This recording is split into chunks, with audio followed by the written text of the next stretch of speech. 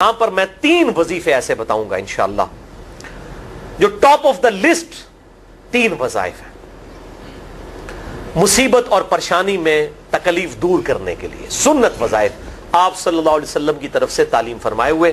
ان میں سے پہلا وظیفہ یہی جس کا قرآن میں بھی ذکر آ گیا کہ جو ان الفاظ کے ساتھ ہمیں پکارے گا، اللہ تعالیٰ فرماتا ہے کذالک ننجی المؤمنین، ہم اہل ایمان کو بھی نجات دیں گے اس طریقے سے، صرف یونس کو نہیں، اہل ایمان کو بھی۔ چنانچہ اسی کانٹیکسٹ میں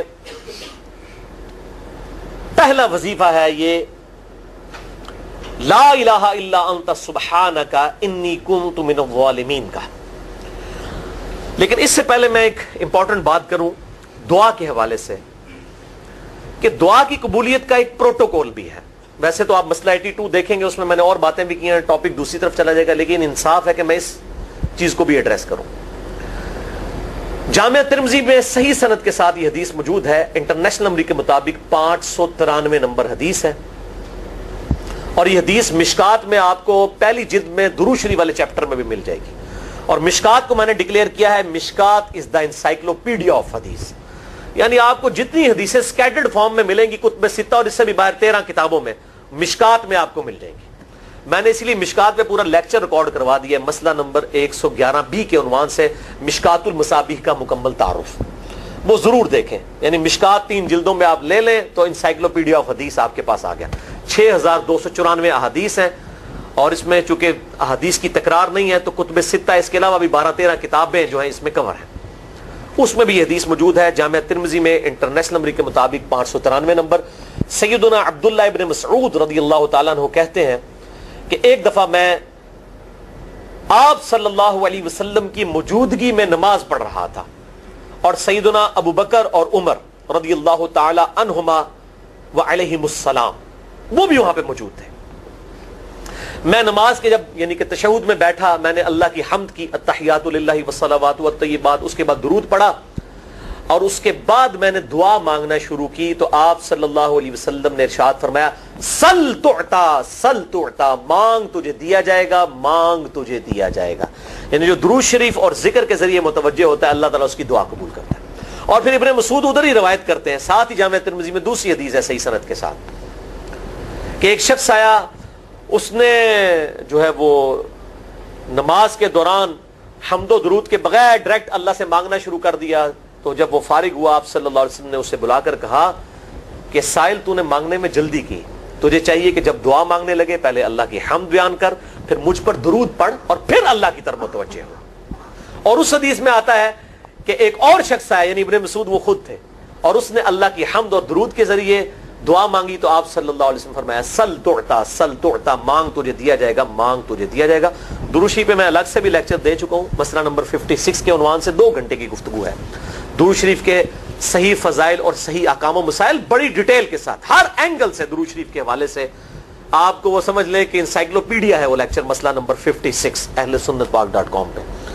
تو دعا کے لیے حمد اور درود شریف ضروری، اس لیے دیکھیں نماز کی انٹلیکچوئل ترتیب ہے، آپ پہلے دعا کرتے ہیں التحیات للہ والصلوات والطیبات، اللہ کی حمد کرتے ہیں، پھر نبی صلی اللہ علیہ وسلم پر سلام عرض کرتے ہیں السلام علیکم ایھا النبی، اس کے بعد آپ درود پڑھتے ہیں، اور اینڈ پہ آپ دعا مانگتے ہیں اللہم انی اعوذ بک من عذاب جہنم ومن عذاب القبر ومن فتنة المحیا والممات ومن شر فتنة المسیح الدجال، یا اللہم ربنا آتنا فی الدنیا حسنة وفی الآخرة حسنة وقنا عذاب النار، یا رب اجعلنی مقیم الصلاة ومن ذریتی ربنا وتقبل دعائی ربنا اغفر لی ولوالدی وللمؤمنین یوم یقوم الحساب۔ کوئی بھی دعائیں مانگیں، یہ بھی مانگیں جو میں وظائف بتا رہا ہوں، کیونکہ بخاری اور مسلم کی متفق علیہ حدیث ہے۔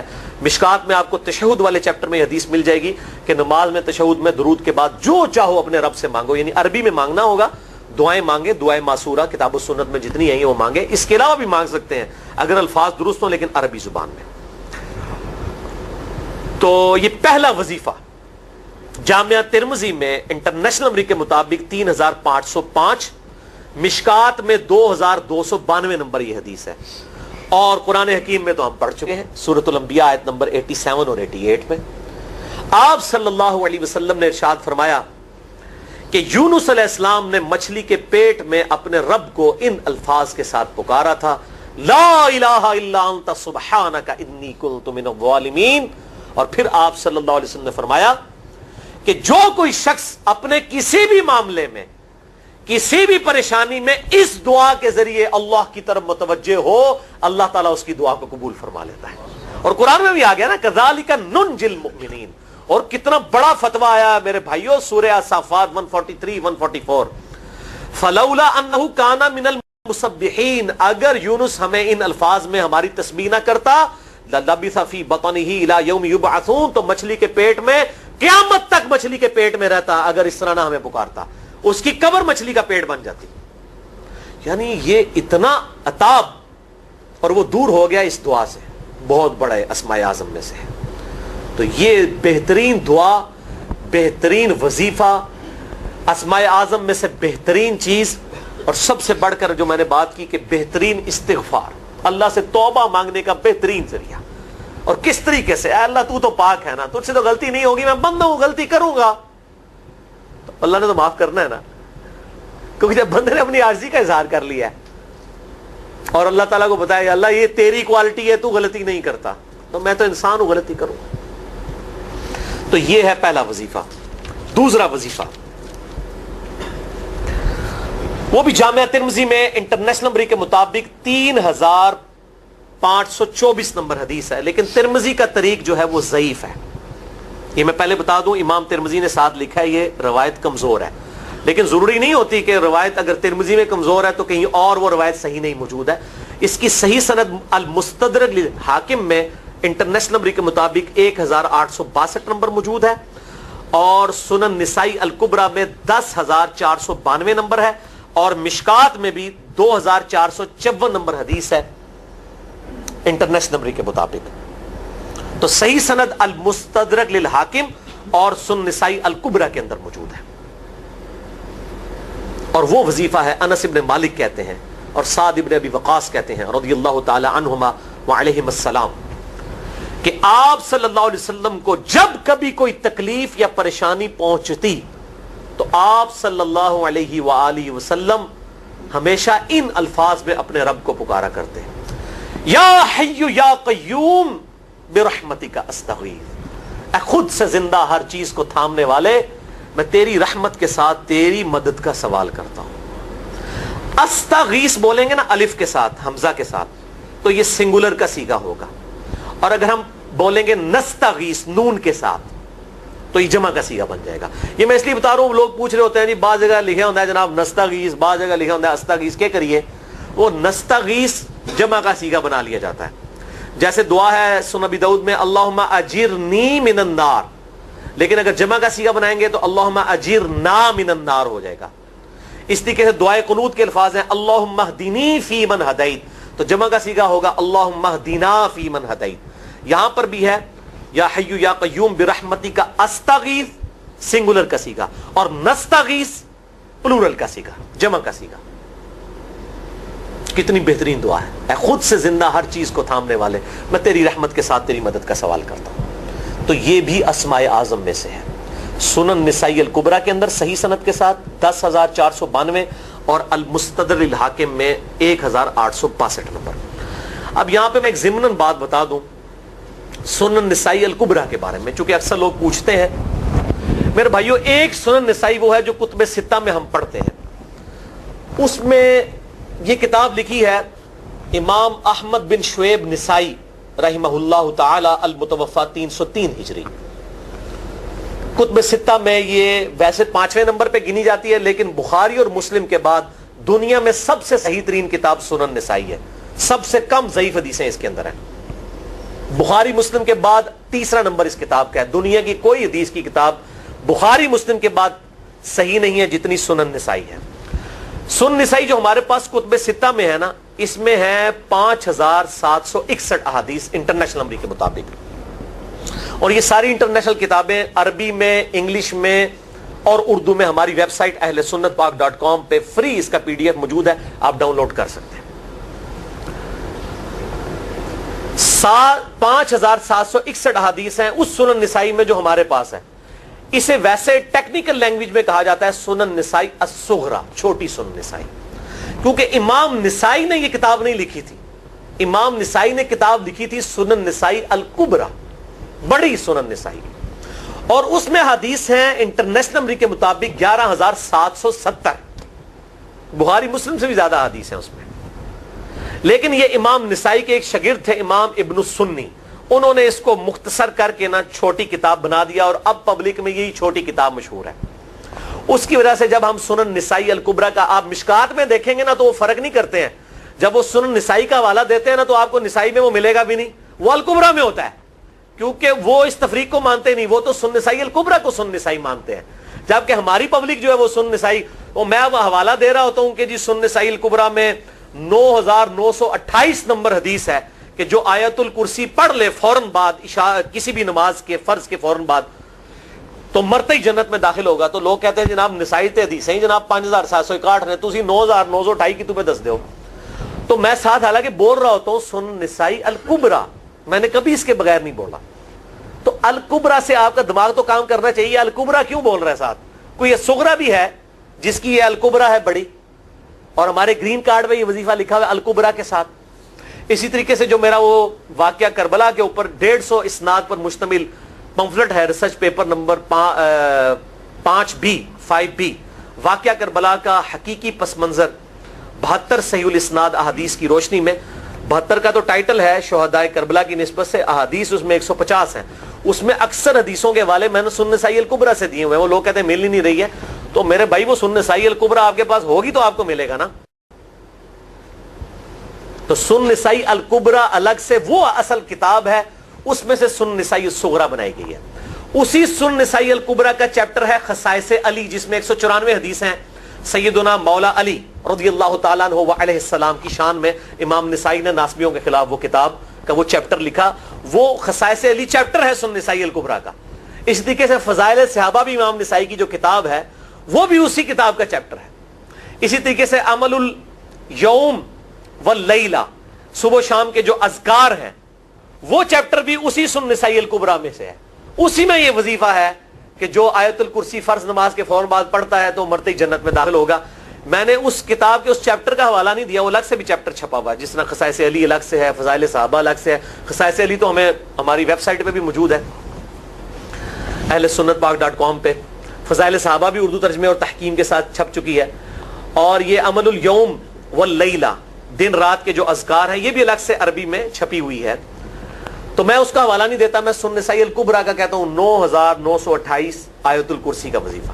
تو یہ سنن نسائی الکبریٰ کا میں نے حوالہ دیا ہے یا حی یا قیوم برحمتک استغیث 10,492 صحیح طریق ہے. بعض اوقات کسی ایک کتاب میں ضعیف، ترمذی کا اس کا طریق جو ہے وہ ضعیف ہے. سنن نسائی الکبریٰ اور المستدرک للحاکم کا طریق جو ہے وہ بالکل صحیح ہے. جس طریقے سے سنن ابی داؤد اور سنن ابن ماجہ میں کتاب النکاح چیپٹر میں حدیث ہے، اگر میں سجدہ جائز سمجھتا تو بیویوں کو کہتا کہ اپنے خامدوں کو سجدہ کریں اس حق کے سبب جو اللہ نے ان کو دیا ہے. تو ابو داؤد اور ابن ماجہ کی روایت ضعیف ہے، اس میں شریک القاضی مدلس ہے اور ان سے روایت کر رہے ہیں، اور مدلس کی ان والی روایت سما کی تصریح کے بغیر ضعیف ہوتی ہے. لیکن ہم اس حدیث کو صحیح کہتے ہیں کیونکہ اس سما کی تصریح سنن البہیقی کے اندر موجود ہے الکبریٰ میں. تو ہم پھر اس کی بنیاد پہ کہتے ہیں چونکہ وہاں پر صحیح لہذا اس کو ہم کہتے ہیں شواہد کی بنیاد پہ صحیح. یہ میں آپ کو ٹیکنیکل چیزیں بتا رہا ہوں، یہ وہ چیزیں جو آپ کے کئی وہ جو بڑے بڑے علماء پڑھ کے فارغ ہوتے ہیں ان کو بھی یہ باتیں نہیں پتہ ہوتی ہیں. وہ کہتے ہیں جناب آپ کتوں پڑھے ہو، اور میں کہنا پائی میرے آئنسٹائن تے نیوٹن نو کسی مدرسے تو پڑھنے کی ضرورت نہیں ہوتی. نیوٹن 8ویں کلاس ہی نسیا ہوا ہے، آج نیوٹن ہوتے PhD ہوتی فزکس تھی. مجھے غامدی صاحب کا جملہ یاد آیا، ان سے کسی نے پوچھا کہ یہ جو روایتی علماء ہیں اور مولانا مودودی آپ ان کو کیسے دیکھتے ہیں؟ ان کا روایتی علماء جو ہیں یہ تو مدرسوں کے اسٹوڈنٹس اور فاروق تحصیل ڈگری ہولڈر ہیں، اور مودودی صاحب جو ہیں ان کی مثال تو آئنسٹائن اور نیوٹن والی ہے، ان کے اوپر PhDs ہوتی ہیں. یہ گاڈ گفٹڈ صلاحیتیں ہوتی ہیں. ان مدرسوں کی آؤٹ پٹ مودودی صاحب اور ڈاکٹر اسرار، ڈاکٹر ذاکر نائک اور احمد دیدار صاحب تو نہیں ہو سکتے. یہ گاڈ گفٹڈ صلاحیتیں ہوتی ہیں. تو میں اس لیے ساتھ ساتھ کلیئر کر رہا ہوں تاکہ یہ جو ایمبیگوٹیز آتی ہیں اس حوالے سے وہ کلیئر ہو جائیں. بہرحال یہ دوسرا وظیفہ ہو گیا. اب تیسرا وظیفہ جو ہے کمال وظیفہ، صحیح بخاری میں موجود ہے انٹرنیشنل نمبر کے مطابق 4,563 نمبر. ابن عباس رضی اللہ تعالی عنہما کہتے ہیں وعلیہم السلام، وہ کہتے ہیں کہ سیدنا ابراہیم علیہ السلام کو جب آگ میں پھینک رہے تھے نا تو ابراہیم علیہ السلام نے اس وقت کہا تھا حسبنا اللہ و نعم الوکیل، ہم نے اللہ ہی پر بھروسہ کیا اور وہی بہتر کارساز ہے.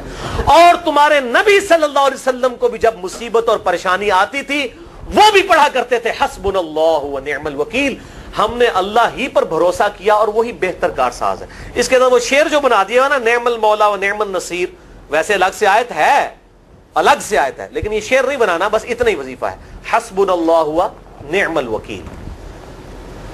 اور یہ جو انہوں نے کہا کہ نبی صلی اللہ علیہ وسلم بھی یہ کہتے تھے، اس کا ذکر الحمدللہ قرآن میں بھی موجود ہے، اس سے بھی بڑھ کر سورہ آل عمران کی 173 نمبر آیت میں ہے کہ جب نبی صلی اللہ علیہ وسلم اور اہل ایمان کو یہ خبر پہنچی کہ کافر ان کے خلاف سازشیں کر رہے ہیں، تو نبی اور اہل ایمان نے پکارا حسبنا اللہ و نعم الوکیل.